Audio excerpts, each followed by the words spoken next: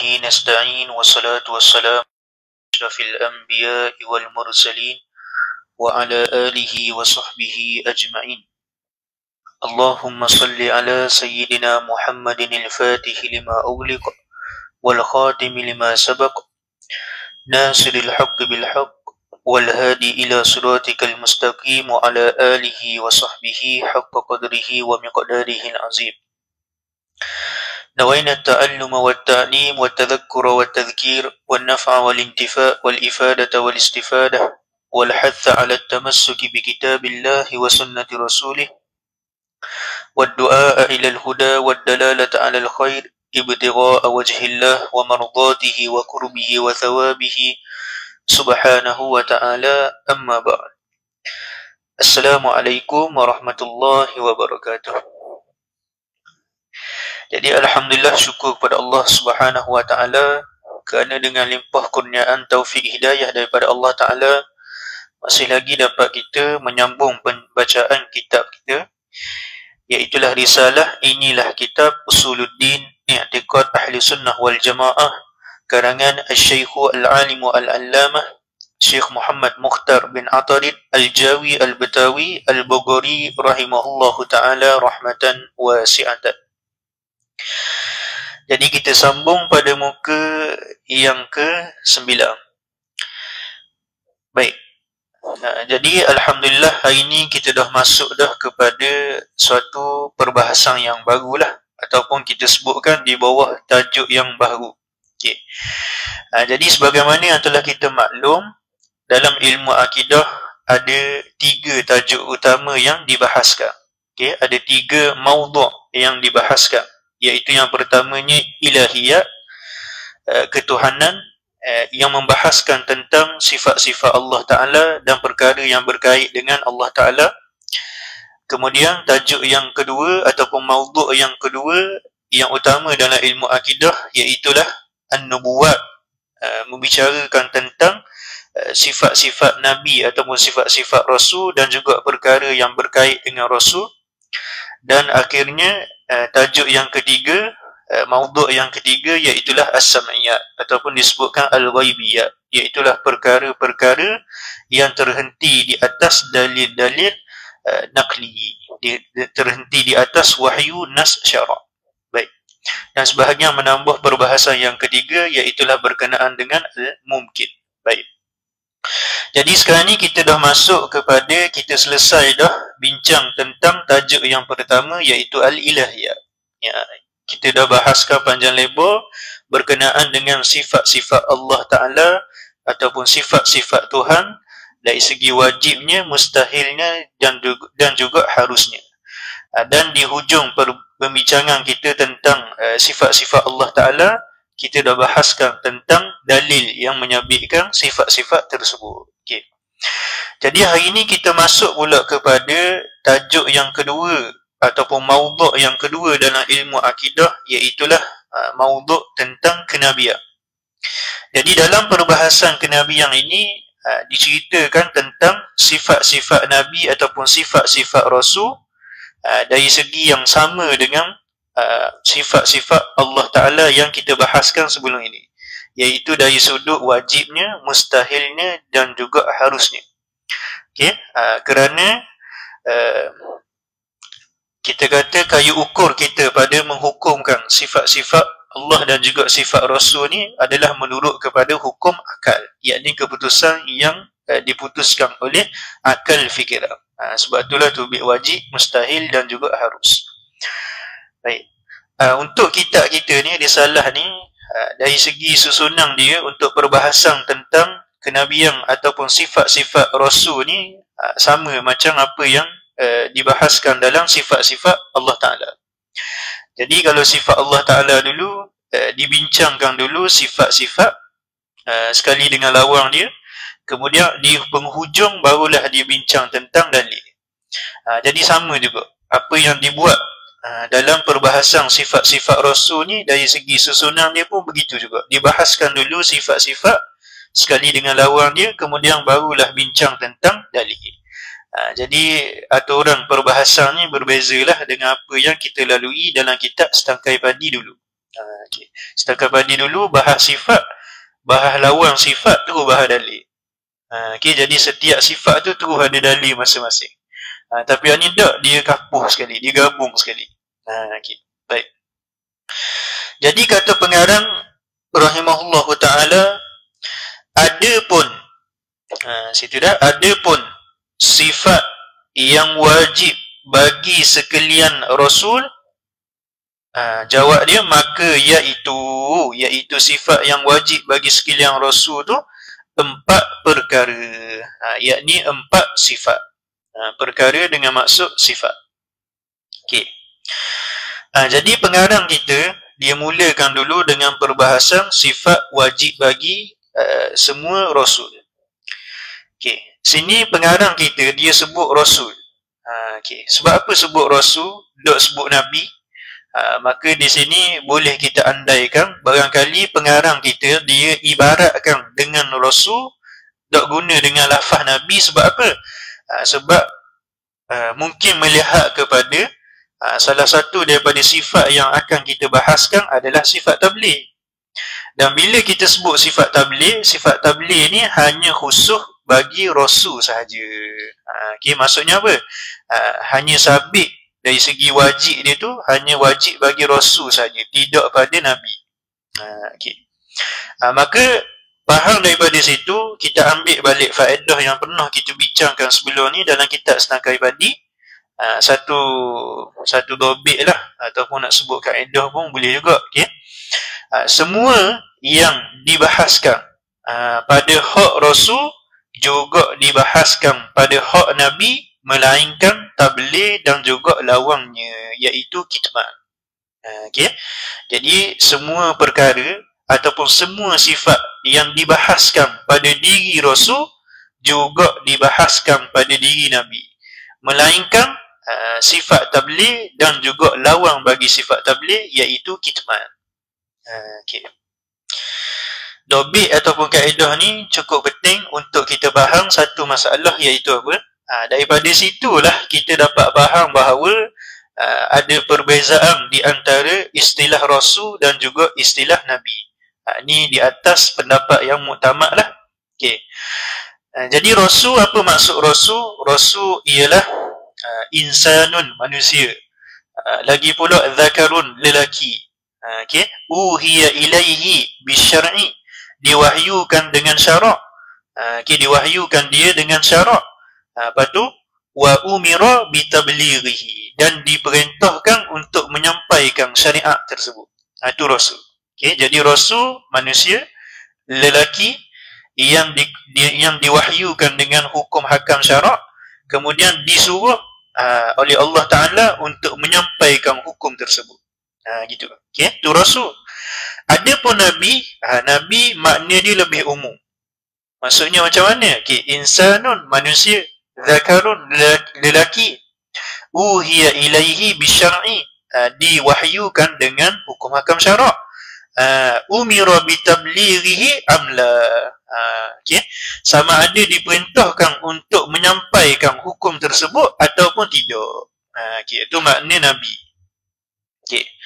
Jadi kita buat kesimpulan mudah-mudahnya, macam yang kita pernah sebutkan sebelum ini, setiap yang dipanggil ataupun dihukumkan sebagai Rasul, maka dia juga dihukumkan sebagai Nabi. Maksudnya semua yang dipanggil Rasul tu juga dipanggil Nabi. Okay. Adapun kalaulah seorang itu dipanggil Nabi, maka belum tentu dipanggil Rasul. Okay. Terkadang panggil Nabi dan juga Rasul. Contohnya Nabi kita SAW, kita panggil Nabi dan juga panggil Rasul. Nabi Musa AS, Nabi Ibrahim AS. Jadi boleh panggil Nabi, boleh panggil Rasul. Tapi terkadang ada juga sebahagian daripada Nabi yang kita panggil Nabi saja, tak panggil Rasul. Sebab apa? Sebab tidak ada tabligh. Contohnya Nabi Khidir AS, Nabi Yusha AS, Nabi Uzair AS, dan sebagainya. Okay? Jadi kalau kita belajar dalam ilmu dalam kitab mantik, di sana ada satu perbahasan dia panggil perbahasan nisbatul ma'ani lil alfaz. Okey, perkaitan di antara makna dan juga lafaz. Jadi kaitan di antara makna rasul dan juga makna nabi, ataupun kita kata afraq rasul dan juga afraq nabi tu, dia panggil alaqah dia perkaitan umum khusus mutlak. Okey, umum khusus mutlak. Setiap rasul adalah nabi, tetapi bukan setiap nabi adalah rasul. Gitu. Okey. Saja kita tarik sikit faedah yang kita belajar daripada ilmu lain. Okey. Baik. Okey, habis itu. Tu sedikitlah faedah yang kita cuba ambil, keluarkan daripada perkataan rasul. Okey. Okey, jadi sifat yang wajib bagi rasul, wajib di sini dengan maksud wajib menurut akal lah ni. Maksudnya yang tentu, pasti ada pada rasul tu. Pada seorang yang dipilih sebagai rasul. Tidak tergambar sama sekali di akal yang waras kalaulah sifat ini tidak ada pada rasul tersebut. Itu maksud dia. Okay. Jadi ada berapa? Jadi ada 4 sifat. Okay. Kemudian katanya, dan demikian pula sifat yang mustahil atas mereka itu rasul. Okay. Apa maksud demikian pula? Pun 4 perkara. Maksudnya apa? Ada 4 sifat juga. Jadi sebagaimana hak wajib ada 4, hak mustahil jadi lawang bagi hak wajib tu pun 4 juga. Okey. Okey. Apakah 4 perkara tu? Iaitu lawannya. Okey. Lawannya ni apa? Sifat yang wajib itu. Okey. Jadi lawang bagi sifat hak wajib sadia. Macam yang saya sebut tadilah, sebagaimana hak wajib ada 4, maka hak mustahil yang lawang bagi wajib tu pun ada 4 juga. Okey. Habis itu. Kemudian dia start nak cerita satu persatu. Katanya rahimahullahu ta'ala, pertama yakni sifat yang pertama daripada 4 sifat yang dikatakan wajib bagi sekalian rasul tu ialah sidqun. Itu dia, sidqun. Apa maksud sidqun ataupun apa terjemahan bagi sidqun ni? Erti sidqun tu benar sekalian perkhabarannya ni rasul. Okey, benar oleh sekalian perkhabarannya ni rasul. Okey, baik. Jadi sini ni kalau kita perhati ni, dia terjemah berserta dengan hurai sekali dah. Okey, jadi macam yang saya pernah sebutlah sebelum ni. Kadang-kadang erti ni dia semata-mata nak terjemah. Kadang-kadang dia sebut erti tu sekali dengan huraian. Jadi sini ni terjemah berserta dengan huraian maksud dia dah. Okey. Jadi sebut kata benar sekalian perkhabaran. Apa maksud? Maksudnya apa, segala apa yang diberitahu, yang keluar daripada lisan seorang yang dilantik, dipilih sebagai rasul tu, mestilah betul belaka, benar belaka. Apa maksud benar? Maksudnya kena sungguh dengan kenyataan yang sebenar. Tu mutabaqatul lil waqi'. Selari sungguh, membetuli sungguh dengan realiti, dengan keadaan yang sebenar. Okey. Jadi baik. Kemudian pernah kita bahaskan sebelum ni, kalau siapa ingatlah, dan nota tu saya bagi comel dah. Okey. Maksud dengan perkara yang para rasul ni beritahu secara benar tu 2. Yang pertama, dakwaan mereka tu mengaku sebagai rasul. Dakwaan mereka tu mengaku sebagai rasul, yakni pesuruh Allah. Jadi bila mana mereka tu mengaku bahawa mereka tu adalah utusan Allah, pesuruh Allah, maka dakwaan tersebut adalah betul sungguh. Bukannya dakwaan yang palsu. Okey, itu yang pertama. Kemudian yang kedua, hukum-hukum yang mereka ajar tu, hukum hakam syariat yang mereka ajar kepada umat tu, mestilah betul sungguh sebagaimana yang dikehendaki oleh Allah Subhanahu wa ta'ala. Okey. Jadi 2 perkara ni lah yang kita maksudkan bila mana kita sebut rasul bercakap benar. Jadi apa yang disebutkan tentang dakwaan jadi rasul dan juga ajaran hukum hakam syarak tu mestilah betul sungguh dengan keadaan yang sebenar. Okey. Ada pun sebab apa kita sebut begitu? Sebab apa kita sebut dua perkara tu saja? Ada pun perkara selain daripada tu, selain daripada dakwa jadi rasul, selain daripada ajar hukum hakam. Maksudnya rasul tu bercakap tentang perkara-perkara selain daripada dua benda yang kita sebut itu, maka bercakap benar dalam perkara itu, perbahasan dia dalam sifat amanah, bukannya dalam perbahasan sifat sidqun. Gitu dah. Baik. Sekali lagi. Jadi perkara-perkara yang rasul bagi tahu, yang rasul cakap, selain daripada dua hak kita sebut saat ni tu, hak tu bercakap benar juga, cuma perbahasan dia bukan di sini. Perbahasan dia dalam sifat amanah. Okey, boleh faham masalah okey, baik. Okey, selesai situ. Tu maksud benar sekalian perkhabarannya ni rasul. Okey. Bila kita telah sabitkan, kita yakin dah bahawa seorang rasul tu mesti mesti bercakap benar, mesti benar dalam segala perkhabaran dia, kenyataan dia tu. Maka mustahil mustahil kazibun ataupun kizbun. Mustahil kazibun ataupun kizbun. Apa terjemahan bagi kazibun? Artinya kazibun ataupun kizbun tu dusta. Baik. Jadi kalau sidqun tadi kita kata dengan maksud benar. Benar tu apa? Membetuli keadaan yang sebenar, kena sungguh dengan hak sebenar. Maka dusta sebaliknya, menyalahi yang sebenar. Tak betul, tak kena dengan realiti yang sebenar. Okey. Baik, contohnya apa? Dakwa jadi rasul sedangkan dia tu bukan rasul. Ataupun ajar tentang hukum hakam syarak tapi tak kena dengan apa yang Allah Ta'ala nak. Sepatutnya semayang 5 waktu tapi dia ajar 4 waktu, contohnya. Maka di situ jadi dusta. Baik, jadi waktu mustahil atas rasul. Okey, kemudian masuk pula kepada sifat yang kedua. Katanya rahimahullah kedua, yakni sifat yang kedua daripada 4 sifat yang wajib bagi sekalian rasul, amanatun. Okey, amanatun. Okey, apa erti amanah? Ertinya amanah tu kepercayaan. Okey, tu terjemahan dia, kepercayaan. Setengah kitab, contohnya Baqaratul Amani, dia terjemah betul hati. Silap saya, betul hati. Okey. Baik. Boleh juga kalau kita nak terjemah dengan berjuruh. Okey, bahasa Terengganu berjuruh. Kena. Okey. Baik. Apa maksud dia? Tadi terjemahan ni baru pergi kepada maksud, makna, yakni bermaksud dipeliharakan, dijagakan, dilindungi. Maksud gitu dipeliharakan sekalian rasul daripada memperbuat akan haram. Okey. Jadi makna kepercayaan ataupun amanah ni ialah rasul tu dijaga oleh Allah Ta'ala, dilindungi oleh Allah Ta'ala daripada melakukan perbuatan yang haram. Itu dia. Okey. Baik. Kemudian sebut kata perkara yang haram di sini. Banyaklah jenis perkara yang haram ni. Ada yang dosa besar, ada yang dosa kecil, ada yang buat tu secara sengaja ataupun ada yang buat tu secara terlupa. Maka pengarang kita, dia nak mengumumkan masalah haram.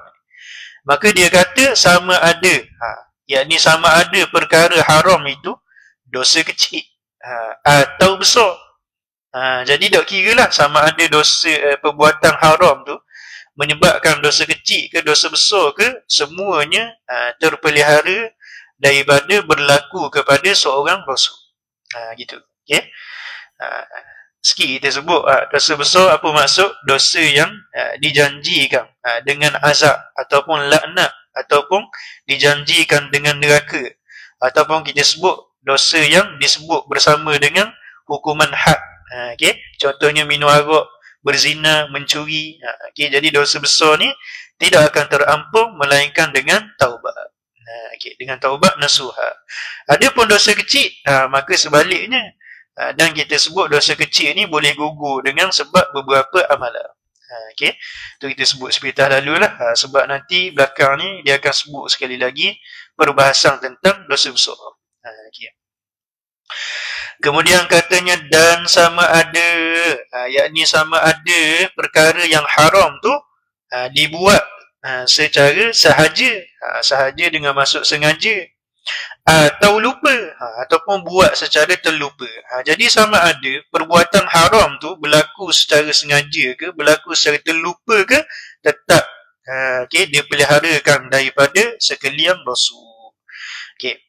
Dan sama ada, lagi dia takming lagi, dia umumkan lagi masalah ni. Dan sama ada perbuatan haram tu kemudian dibangkitkan jadi rasul, maksudnya berlaku tu selepas daripada dilantik jadi rasul, atau sebelumnya, yakni sebelum daripada dibangkit jadi rasul. Jadi sama ada rasul tu sebelum jadi rasul ke ataupun selepas jadi rasul ke, tetap dijaga daripada perbuatan haram. Okey. Baik. Contoh macam Nabi kita SAW dilantik jadi rasul masa umur 40 tahun.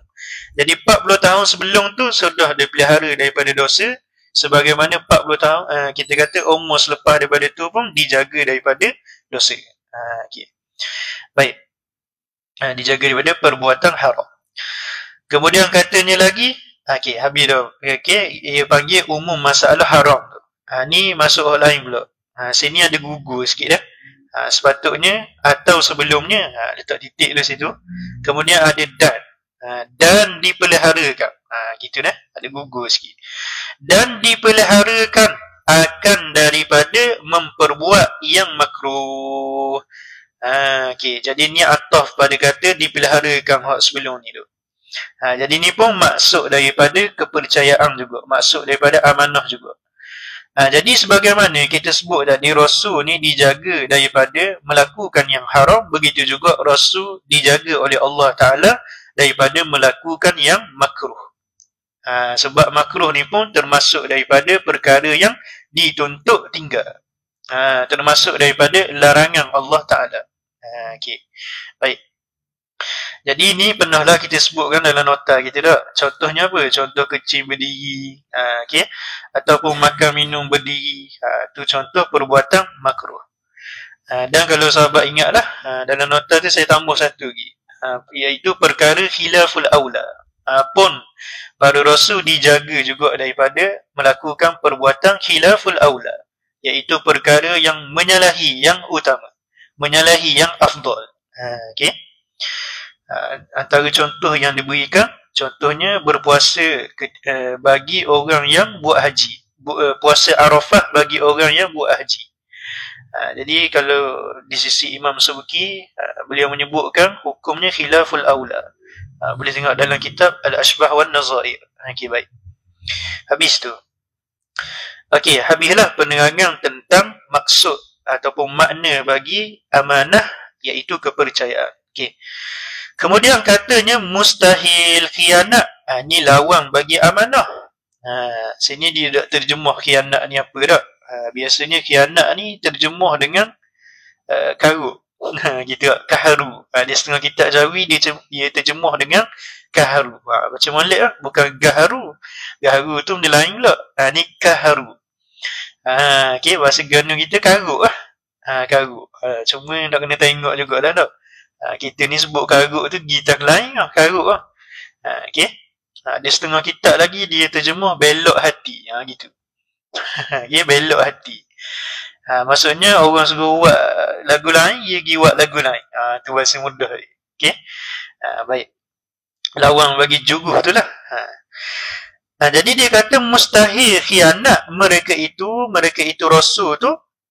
Macam mana khianat rasul ni? Dengan ni nak taswir, nak menggambarkan macam mana kau dikatakan khianat para rasul ni, dengan memperbuat yang makruh. Okey, baik. Sini ni naskah asal dia pun memang gini. Saya cek naskah asal dia pun memang dia tulis memperbuat yang makruh gitu je. Jadi ni mungkinlah kita tanggung di atas bin hazfisani li dilalatil awwali alaihi. Barangkali gitulah. Hazaf yang kedua tu sebab yang pertama tu sudah menunjukkan kepada yang kedua. Jadi dia kata makruh saja. Ni termasuklah dan haram sekali. Okey. dengan memperbuat yang makruh, yakni dan haram. Gitu. Okey. Dan yang haram. Okay. Itu dia panggil kesenian dalam ibarat lah. Kesenian dalam ibarat. Okey. Baik. Okey, habis itu. Selesai dah perbahasan tentang amanah. Okey. Kemudian katanya lagi rahimahullah taala. Pasal macam laju molek lah ni. Okey. Dekat dalil lagi kena relax sikit ya. Dekat dalil lagi kita ambil masa sikit. Okey, ketiga, yakni sifat yang ketiga daripada 4 sifat yang wajib bagi sekalian Rasul, ialah tabligh. Okey, tablighun. Ertinya, terjemahan bagi tabligh tu, nya tu kembali kepada tabligh tu lah. Okey. Menyampaikan sekalian perkara yang disuruh mereka itu oleh Allah Ta'ala, menyampaikan dia tu kembali kepada perkara, okay, ataupun sekalian perkara, okay, menyampaikan tu kepada umatnya, okay, nya tu Rasul, okay, samalah mereka itu Rasul, okay. Jadi sifat yang ketiga yang mesti kena ada pada seorang yang dipilih sebagai Rasul ni, iaitulah mesti dia tu kena menyampaikan, kena menyebarkan apa yang Allah Ta'ala suruh sampaikan kepada umat dia. Gitu. Okay. Baik. Jadi hal ni pernah juga kita bincang sebelum ni, dalam kitab Setangkai Padi dulu kita sebutkan bahawasanya apa yang diwahyukan oleh Allah Ta'ala kepada Rasul ni ada 3 bahagian. Okay. Yang pertama, ada perkara yang Allah Ta'ala royak kabur kepada Rasul dan Allah Ta'ala tidak bagi Rasul tu kabur kepada orang lain. Larang Rasul tu bagi tahu kepada orang lain. Apa contohnya? Okay? Saya suka buat soalan ni kepada orang kampung. Tanya, apa contoh benda yang Allah Ta'ala kabur ke Rasul, lepas tu Allah Ta'ala dakwi Rasul tu kabur ke orang lain? Apa contoh dia? Tak ada contoh lah. Okay? Dan sebab benda tu Allah Ta'ala dah bagi Rasul kabur ke orang, dah orang ni nak sapa ke kita. Gitu. Jadi tak ada contoh untuk okay, bahagian yang pertama. Okay. Jadi hak ni yang Allah Ta'ala larang kabur kepada orang lain ni, hak ni kita kata mustahil Rasul tu dikabur kepada orang lain. Gitu. Mustahil Rasul tu menyampaikan perkara itu kepada orang lain. Bahkan wajib Rasul tu kena sembunyikan perkara tersebut. Okay, tu bahagian yang pertama. Kemudian bahagian yang kedua, Allah Ta'ala bagi pilihan. Sama ada nak kabur boleh, tak mau kabur pun boleh juga. Okay, wahyu tu nak kabur kepada orang lain boleh, tak mau kabur pun boleh juga. Okay, jadi hak ni hukum dia harus, tak ada masalah. Rasul boleh buat pilihan sama ada nak kabur kepada umat ataupun sebaliknya. Sebagaimana yang berlaku pada Huzaifah Al-Yamani. Nabi kita SAW ceritakan tentang senarai nama orang munafik di Madinah ketika itu. Jadi Nabi tak kabur kepada semua, Nabi kabur kepada sebahagian sahabat sahaja, iaitu Huzaifah Al-Yamani. Hatta Sayyidina Umar pun Nabi tak cerita tentang perkara tersebut. Jadi itu ia panggil benda perkara yang pilihan. Nabi boleh pilih sama ada nak kabur ataupun tak mau kabur. Okay. Kemudian yang ketiga, hal ni lah yang kita maksudkan dalam perbincangan sifat tabligh ni, iaitu perkara ataupun wahyu yang Allah Ta'ala bagi tahu kepada Rasul dan Allah Ta'ala suruh ajar perkara tersebut, suruh sampaikan perkara tersebut kepada orang lain, kepada umat. Okay. Jadi hal ni lah yang kita maksudkan dalam sifat tabligh ni. Jadi bahagian ataupun jenis wahyu yang ketiga ni, wajib Rasul tu kena menyampaikan. Dan mustahil sama sekali Rasul tu menyembunyikan wahyu tersebut. Gitu. Okay. Okay, habis itu. Kemudian dia kata, mustahil. Bila faham dah tadi, yang wajibnya tabligh menyampaikan. Mustahil kitman. Itu dia, kitmanun. Apa maksud kitman? Terjemahan kitman. Ertinya kitman tu menyembunyikan. akan perkara yang disuruh akan mereka itu menyampaikan dia perkara. Okey, jadi ni lawan bagi tabligh.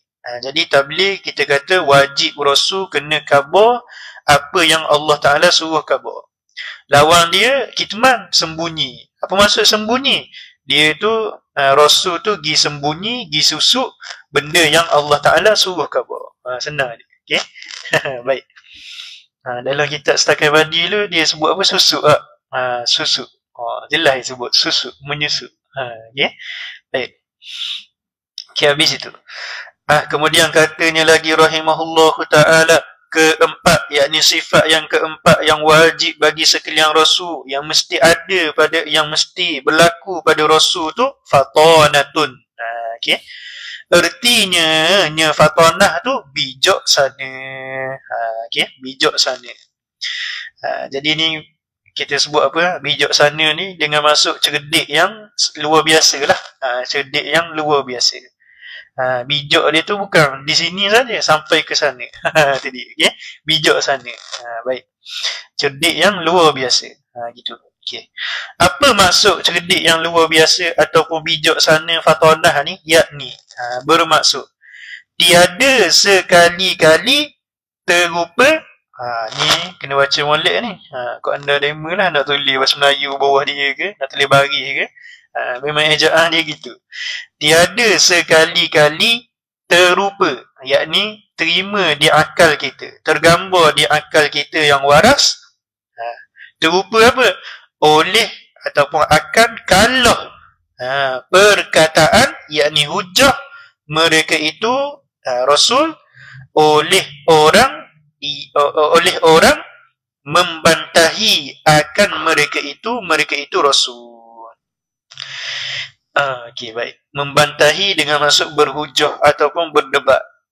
Okey. Jadi apa yang nak khabar sini ni? Yakni seorang rasul tu tentulah, mestilah ada kemampuan, ada kebolehan untuk mengalahkan pihak lawan ketika mana berhujah, ketika mana berdebat. Itu maksud dia. Okey. Boleh faham tak situ dia disebut tiada sekali-kali, maksudnya apa? Tidak boleh sama sekali. Tergambar di otak kita, atau terupa, tergambar di otak kita kalau hujah rasul. Siapa hak wi kalah? Orang hak berhujah dengan rasul. Okey. Jadi tak logik di akal kita yang waras. Kalaulah seorang tu Allah Ta'ala pilih dia jadi rasul untuk menegakkan kebenaran, untuk menyatakan kebenaran, tiba-tiba dia tu boleh dikalahkan oleh pihak lawan. Nampak? Berhujah dengan orang kafir boleh patahkan hujah rasul. Tak terima sama sekali di otak kita. Mestilah rasul tu orang yang bijak sekali, orang yang boleh mendiamkan semua hujah-hujah ataupun alasan-alasan yang batil. Itu baru kita kata patut ataupun layak jadi rasul. Gitu. Okey. Baik. Okey, selesai situ. Kemudian dia kata mustahil baladah. Okey, baladatun. Okey. Baladatun ni lawan bagi fatanah. Ertinya nya baladah okey, bebal. Okey, baca gitulah, bebal. Bebal ni dengan masuk kalau kita terjemahlah bahasa kita bodoh lah, kebodohan. Okey, cuma maksud dengan bodoh di sini bukan dengan maksud bodoh tak faham biasa, bukan dengan maksud itu, tapi dengan maksud tidak pandai berhujah. Okey, tidak mahir berhujah. Itu maksud dia. Ada tak sini orang Jawa ke? Okay, ataupun asal Indonesia ke? Nak tanya kot sikit lah. Bebal ni memang biasa guna dino dengan bebal. Kalau orang yang orang yang ni lah bodoh, okay, biasa sebut bebal. Sebab kalau kita bebal ni lain kot. Benda masuk bebal kalau kita. Dengan masuk degi kot. Biasa sebut gitu lah, bebal sungguh awak. Okay. Kalau Terengganu babi lah. Ini babi. Nampak? Kalau bahasa luar sikit bebal. Okay. Dia kalau kita urut kita lah, di tempat kita ni bebal ni untuk degi bahasa dia. tak mendengar kata. Gitu. Tapi ni beban dengan masuk bodoh. Gitu kan. Baik. Okey, habis itu. Sesalah perbahasan tentang sifat wajib dan juga sifat mustahil. Okey.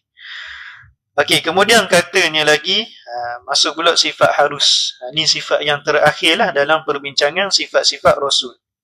Katanya rahimahullah, ada pun sifat yang harus bagi mereka itu. Maksud harus di sini, harus di sisi akal lah. Ma yasihu wujuduhu wa adamuh. Ataupun ma yasihu tahakkukuhu wa intifa'uh. Benda yang boleh jadi berlaku, boleh jadi tidak berlaku. Okey. Ada pun sifat yang harus bagi mereka itu Rasul. Jawab dia, maka iaitu sifat tu satu perkara, yakni satu sifat. Perkara dengan maksud sifat. Okey, apakah satu sifat tu, satu perkara tu? Iaitu harus sekalian Rasul bersifat dengan sekalian sifat perangai tubuh manusia. Macam gitu tubuh bukan taubat. Tiba-tiba lah taubat. Tubuh manusia. Gitu dah. Harus sekalian Rasul bersifat dengan sekalian sifat perangai tubuh manusia. Gitu. Baik. Jadi setengah kitab Jawi dia terjemah sifat manusia ni, dia sebut gini, sifat manusiawi. Setengah tulis gitu. Lepas tu setengah lagi dia terjemah sifat kemanusiaan. Dia itu. Okay. Jadi apa maksud dia ni? Maksud dia berkelakuan manusia, menjalani kehidupan macam manusia. Gitulah kalau kita nak terjemah dengan bahasa yang lebih standard lagi. Okay. Berkelakuan manusia, menjalani kehidupan macam manusia. Sebab apa? Sebab para rasul ataupun para nabi ni adalah mereka yang Allah Ta'ala pilih daripada jinsul insa, daripada kalangan manusia. Bukannya daripada jin, bukannya daripada malaikat. Maka sebab tu kita kata, bila Allah Ta'ala pilih daripada kalangan manusia, maka boleh berlaku apa-apa yang biasa berlaku pada manusia ke atas rasul. Okay. Contohnya apa? Rasul. Bila kita kata daripada manusia, maka seorang rasul tak ada masalah. Boleh makan, minum macam manusia. Okay. Boleh tidur macam manusia. Okay. Sebab tu dia kata seperti. Seperti ni nak beri contoh sifat perangai tubuh manusia tu. Seperti makan dan minum dan tidur. Jadi di sisi kita tak ada masalah pun kalaulah dikatakan rasul tu makan, minum dan tidur. Okay. Jadi ni kita berbeza dengan sebahagian daripada puak-puak Quraisy yang mereka ni menafikan rasul tu dipilih daripada kalangan manusia. Macam mana dalam Quran tu dia sebut Allahumma salli ala sayyidina Muhammad. Tak mari pula okay. Tapi mafhum dia lebih kurang ginilah. Mereka cuba memperlekehkan. Macam mana kata rasul ni makan, minum sebegitu, jalan kat pasar sebegitu. Tu dia. Okay? Jadi di sisi mereka ni, mereka anggap rasul ni sepatutnya macam malaikat. Dok makan, dok minum, terbang. Tu dia. Okay? Jadi itu kita kata menyalahi apa yang sebenarnya yang sepatut dipegang. Jadi di sisi kita tak ada masalah pun rasul tu berperangai macam manusia. Okay, baik. Cuma kata makan, minum dan tidur di sini kita kena ingatlah. Kita kata di sini ni melihat kepada semata-mata diri perbuatan tu sajalah. Okay. Adapun dari sudut kaifiyah, maksudnya cara perbuatan tu sendiri tetap tak sama. Okay. Sebab apa makan minum rasul tak sama dengan makan minum manusia biasa. Kalau manusia biasa macam kita, makan tu sekadar nak wis sedap, lepas tu benda ya, nak wi kita kata apa, nak wi gagah nak buat kerja dan sebagainya. Kita kalau kita lah makan tu dengan nafsu lah kebanyakan. Adapun para rasul, para nabi, mereka tu makan dan minum sekadar untuk beribadah. At-taqwiyatu lil ibadah. Ataupun makan dan minum tu sekadar nak mendapatkan tenaga untuk melaksanakan perintah Allah Ta'ala. Tu beza makan minum rasul dan juga makan minum manusia biasa. Tidur sama juga. Tidur kita tak sama dengan tidur rasul. Okey. Tidur kita lebih kepada nak rehat. Okey. Nak dapatkan tenaga balik ataupun kita kata nak bersedak-sedak tidur, okey. Tu jadi tidur 8 jam, okey. 10 jam dan sebagainya. Okey. Adapun tidur rasul, tidur rasul ni okey, tidur yang semata-mata nak dapat kekuatan tenaga untuk beribadah. Ataupun kita kata tidur rasul ni hanya pada mata saja, tidak pada hati. Sebab tu Nabi kata, satu ketika Nabi sebut kepada Sayyidatina Aisyah radhiyallahu taala anha, inna aynaya tanamani wala yanamu qalbi. Okey, sesungguhnya kedua mataku sahaja yang tidur, tapi hatiku tidak tidur. Sebab apa? Hati Nabi ni sentiasa dalam keadaan terjaga, sedar, sentiasa dalam keadaan bersedia menerima wahyu daripada Allah Subhanahu wa taala. Tu beza tidur Nabi ataupun tidur Rasul dengan tidur manusia biasa. Okey, faham masalah? Jadi dari sudut diri perbuatan tu, ya, kita kata boleh berlaku pada Rasul sebagaimana berlaku pada manusia biasa. Tapi cara berlaku tu tetap tak sama lah. Okey, baik. Kemudian katanya dan sakit. Ni ataf pada kata makan jugalah ni. Okey. Baik, dan sakit. Sakit mana ni? Yang tiada membawa kepada, maksudnya tidak menyebabkan kekurangan pada martabat kedudukan mereka itu Rasul yang tinggi. Yang tinggi itu sifat pada martabat. Okey, baik.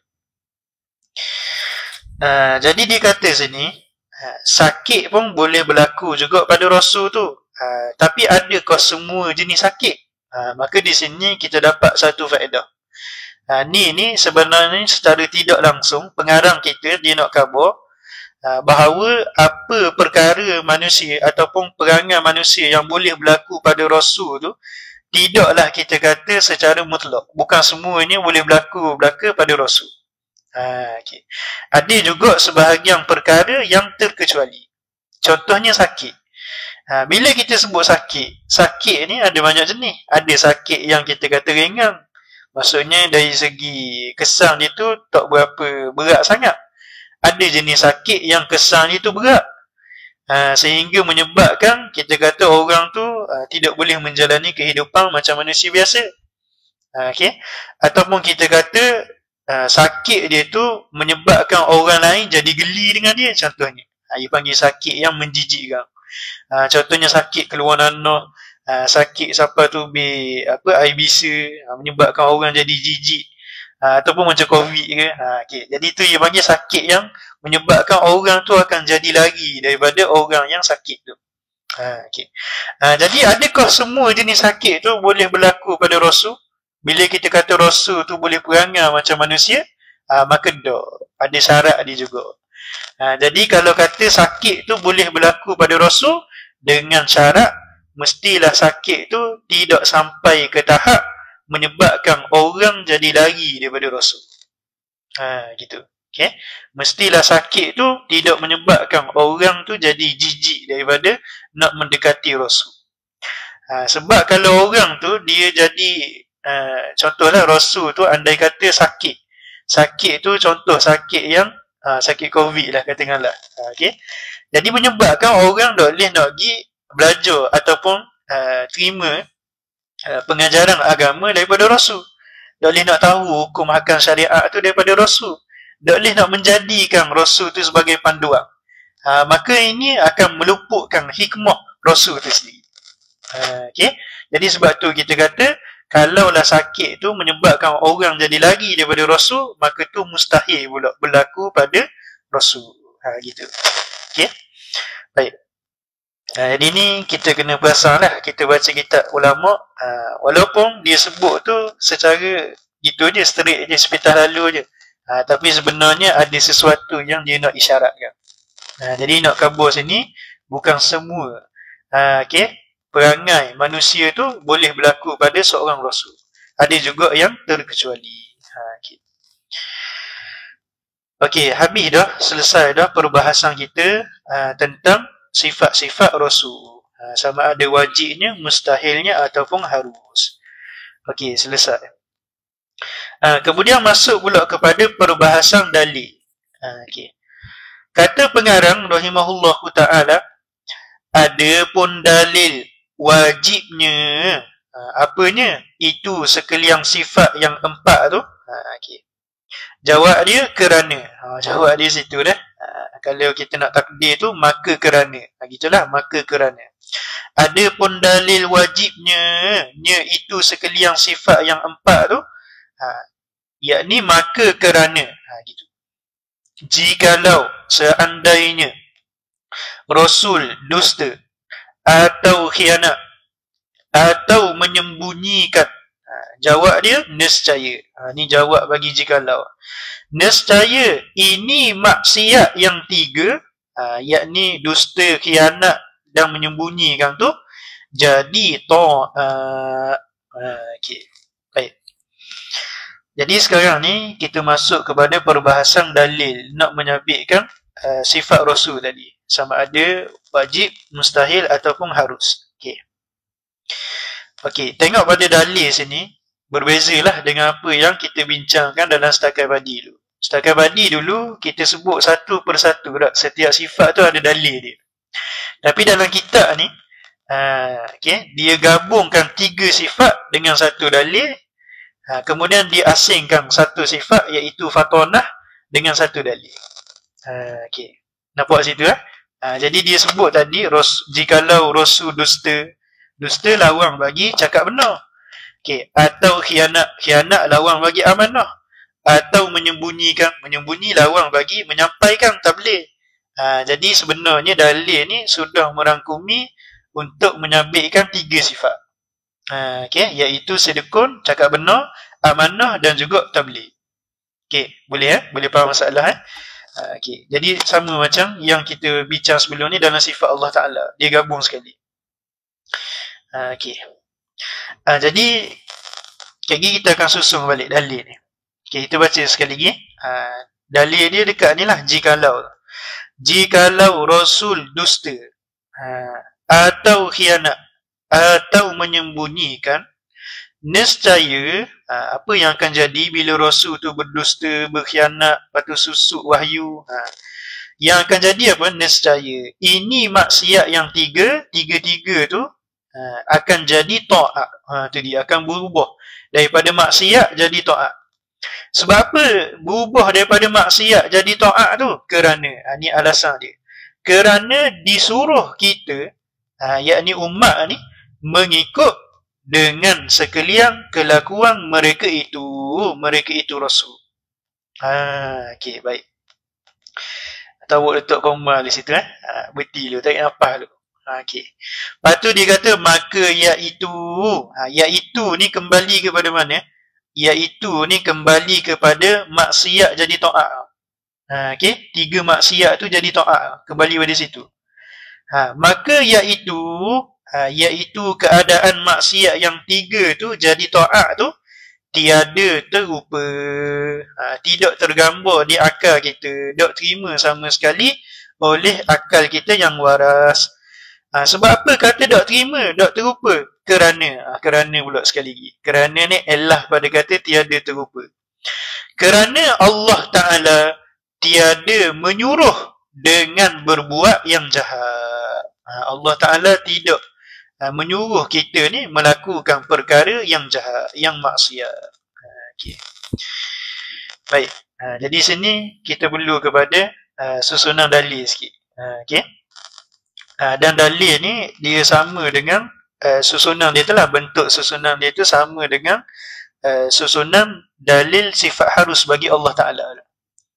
Jadi kalau turut kaedah ni kita akan pakai qiyas istisnai muttasil. Okay. Qiyas istisnai muttasil. Okay. Tu kalau ikut kepada kaedah mantik lah. Okay. Apa maksud qiyas istisnai? Dia punya natijah dia tu, keputusan dia tu sudah ada tersebut dalam susunan qiyas tu secara sungguh, bil fi'li. Okay. Kemudian muttasil. Sebab apa sebut muttasil? Sebab dia ada syarat. Dia ada sebab, dia ada punca, kemudian dia ada kesan daripada punca tersebut. Ia panggil muqaddam dengan tali. Itu kalau kita belajar ilmu mantik lah. Okay. Lepas tu sebab apa panggil istisna'i? Antaranya juga kita sebut sebab dalam susunan qiyah ni dia akan ada satu kenyataan yang berbentuk pengecualian. Kita akan guna kecuali ataupun tetapi. Gitu tetapi ataupun kecuali. Baik.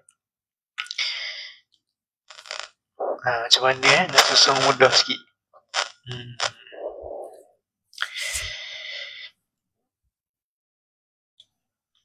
Okay. Gini kalau kita nak susun ni. Saya tulis rumi sebab benda ni rumi sikit. Okay. Jadi susunan dalil sifat benar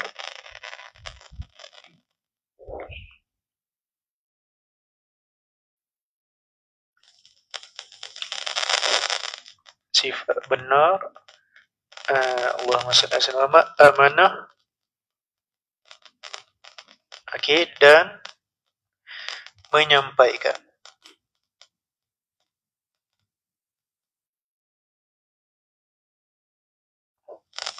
Ni tak apa kalau tak faham pun tulis dulu. Kadang-kadang ada benda yang kita belajar dan kita tulis masa tu kita tak faham lagi. Tapi sampai satu masa lagi bila Allah Ta'ala buka kepada kita kefahaman, maka benda itu akan berguna untuk kita. Baik. Jadi kita susun jika. Jikalau Rasul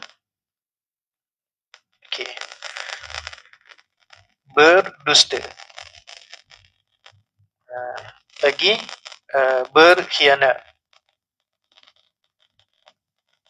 dan menyembunyikan.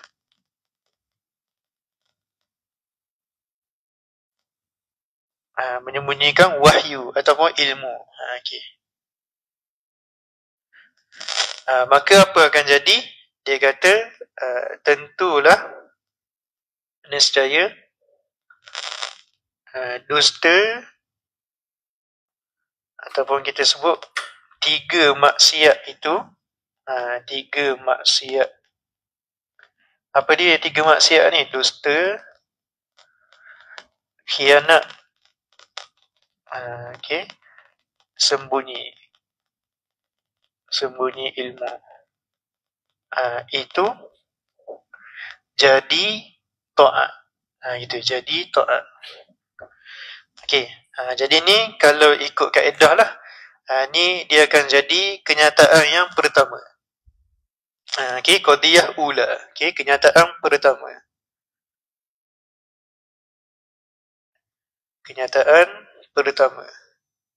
Kenyataan pertama ni dia ada syarat.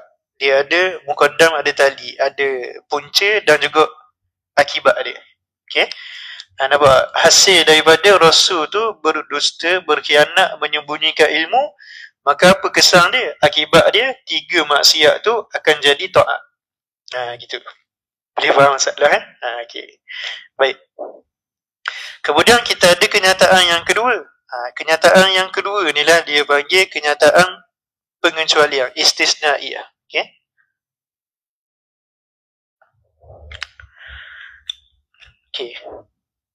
Macam mana bunyi dia? Tetapi itu buat tetapi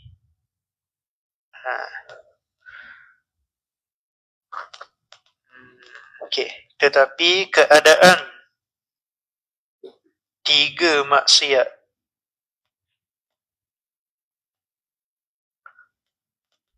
itu jadi taat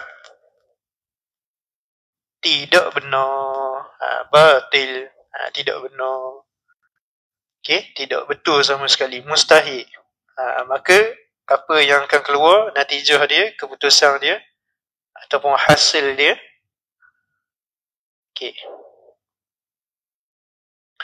hasil yang akan keluar adalah maka keadaan Rasul berdusta Berkhianat dan menyembunyikan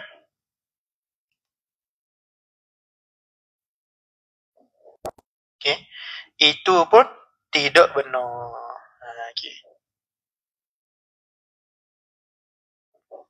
Gitu natijah yang akan keluar. Sebab kita berpandukan kepada kaedah apa?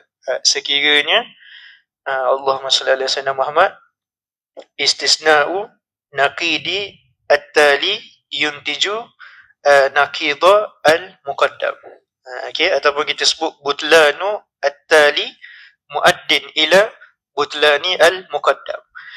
Kalaulah kita kata akibat dia tu salah, doktor mustahil, maka punca dia juga mustahil. Ataupun mudah lagi, setiap benda yang bawa kepada mustahil, maka dia juga adalah mustahil. Baik. Boleh faham masalah ni kena hadir ke kelas mantik ni. Baru kita faham perbahasan ni. Jadi cuma nak kabarnya sesenarnya ginilah. Kalau kita kata keadaan 3 maksiat jadi taat tu doktor mustahil. Sebab apa doktor? Alasan dia tadilah. Alasan sebab kita kata kita disuruh ikut segala perbuatan Rasul. Segala perbuatan Rasul. Dan setiap perbuatan Rasul tu dipanggil taat. Nampak? Sedangkan kita sebut Allah Ta'ala sama sekali tidak menyuruh kepada buat maksiat. Maka sebab tu kita kata keadaan 3 maksiat tu jadi benda taat tu doktor sama sekali mustahil. Maka bila ni doktor mustahil, maka tidak betul lah perkara yang membawa kepadanya, iaitu apa? Rasul berdusta, berkhianat dan menyembunyikan ilmu.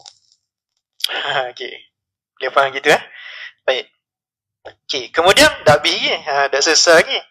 Bila ni mustahil, maka kaedah dia apa? Sabata naqiduhu, sabitlah lawang dia, iaitu apa? Rasul tak berdusta, tak khianat, tak menyembunyikan. Tu lawang dia, menyembunyikan. Dah bila sebut tak berdusta, maksudnya apa? Benar. Tak khianat, maksudnya amanah.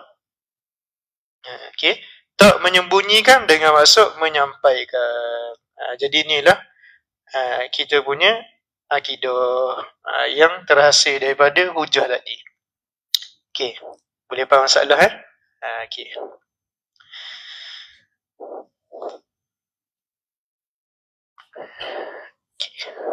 Rasanya awak belajar kat mantik ada silibus dalam silibus walaupun yang basic pun boleh nampak dah ni.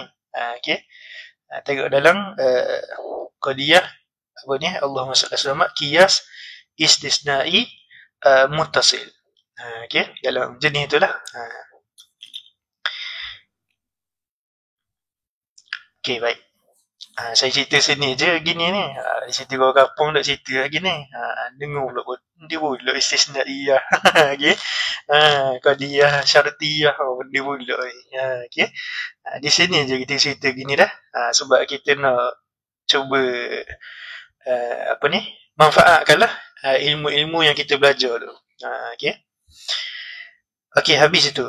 Tu selesai untuk dalil 3 sifat.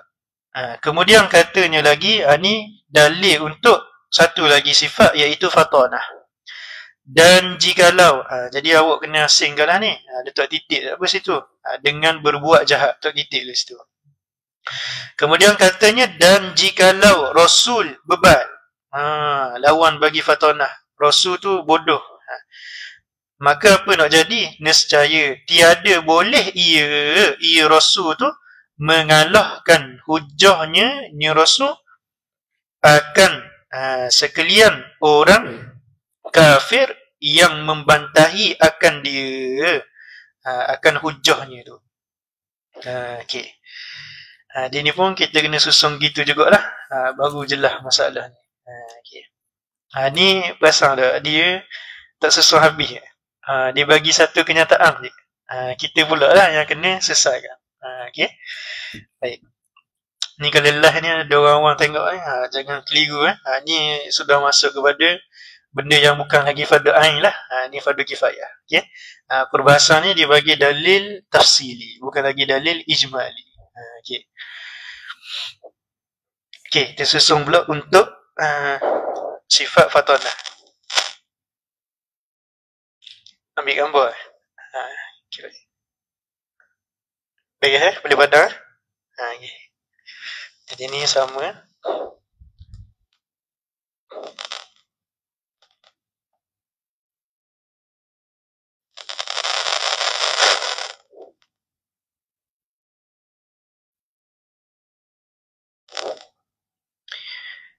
Okay, jadi jikalau Rasul bebal, itu dia bodoh lah. Okay, bodoh. Ataupun tidak mampu berhujah. Okay, tidak mampu berhujah.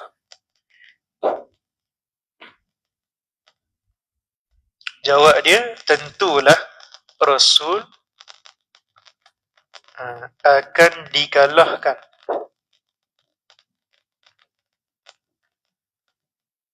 oleh contoh orang kafir dalam berhujah.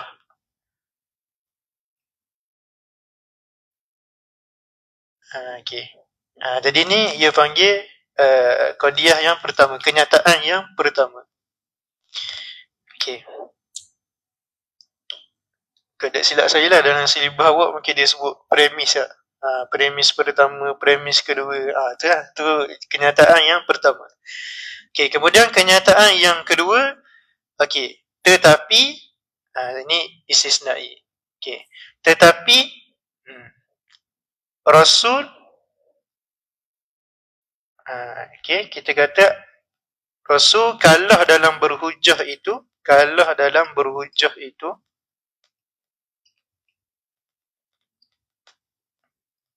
tidak betul. Okay, tidak benar. Okay. Nampak? Rasul kalah dalam berhujah itu tidak betul kenyataan tu. Mustahil. Okay. Sebab apa? Sebab ni dia dah nyatakan lah. Alasan dia sebab apa? Sebab telah jelas dah dalam Quran, dalam hadis, dalam sirah yang menunjukkan bahawa Rasul tu sentiasa menang dalam berhujah. Okay. Kita kata tidak benar kerana realitinya berlaku sebaliknya. Okay, berlaku sebaliknya. Tu okay, ayat mudah lah. Menghukumi semua. Okay, kerana realitinya berlaku sebaliknya.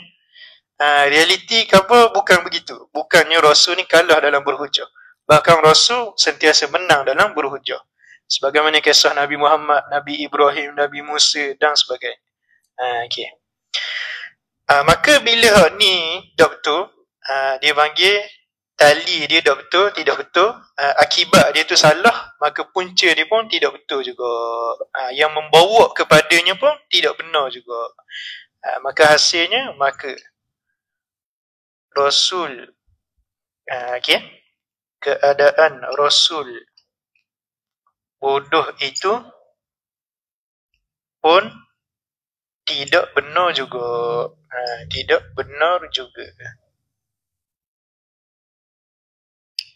Okay. Kemudian bila kita kata Rasul bodoh tu tidak benar, maka yang betulnya adalah lawan dia lah, iaitu Rasul tidak bodoh. Nampak? Okay.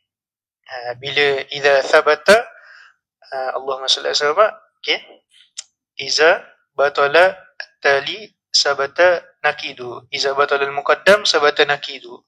Okay, bila Rasul tu tidak kita kata bila Rasul bodoh tu tidak benar, maka hak benarnya adalah lawan dia, iaitu Rasul tidak bodoh. Okay, apa maksud tidak bodoh? Maksud dia bijak sana. Maka tetaplah sabitlah bahawa Rasul tu mesti bersifat bijak sana. Okey. Baik.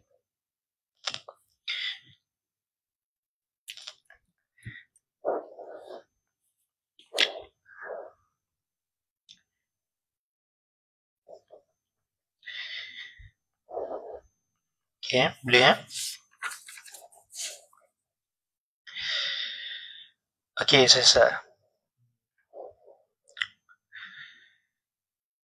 Okey, kemudian akhir sekali dalil harus pula. Dalil harus ni kita bincang mudah-mudah je. Okey. Katanya rahimahullahu taala, ada pun dalilnya. Dalilnya harus Rasul bersifat perangai tubuh manusia tu. Jawab dia maka iaitu dalil tu ialah kelihatan. Apa maksud kelihatan? Penyaksian. Itu maksud kelihatan, penyaksian. Kelihatan penyaksian oleh sekalian sahabatnya Rasul akan jatuhnya. Okay. Dia maksud jatuh sini berlaku. Ingat dalam kitab Jawi kalau sebut jatuh ni dengan maksud berlaku. Okay. Lepas tu nya tu kembali kepada mana tu? Nya tu kembali kepada perangai tubuh manusia. Okay. Kembali kepada perangai. Jadi sekali lagi, kelihatan penyaksian oleh sekalian sahabatnya Rasul akan penyaksian apa? Kelihatan apa? Akan jatuhnya, yakni berlaku perangai tubuh manusia tu. Berlakunya tu, jatuh tu pada sekalian Rasul. Gitu. Dan sampai khabarnya, sampai ceritanya, cerita pasal itulah pasal perangai tubuh manusia tu. Okey. Ataupun nya tu boleh juga kalau nak balik kepada sahabat. Okey. Sampai berita, khabar, cerita sahabat tu kepada kita, sampai tu dengan khabar yang mutawatir. Dengan cerita, dengan jalan cerita yang mutawatir. Apa maksud mutawatir? Maksudnya diceritakan oleh satu bilangan manusia yang mana mustahil mereka itu berpakat untuk berbohong, berdusta dengan cerita tersebut. Itulah kita takrifkan mudah-mudah. Okey, mutawatir. Okey. Jadi cerita tentang Rasul tu makan, Rasul tu minum, Rasul tu tidur dan sebagainya tu telah sampai kepada kita. Sampai itu lagu mana? Dengan jalan yang mutawatir. Maksudnya mustahil ramai-ramai hak cerita tu tiba-tiba mereka tu berpakat nak lebong di atas cerita tersebut. Okey. Gitu dah. Baik.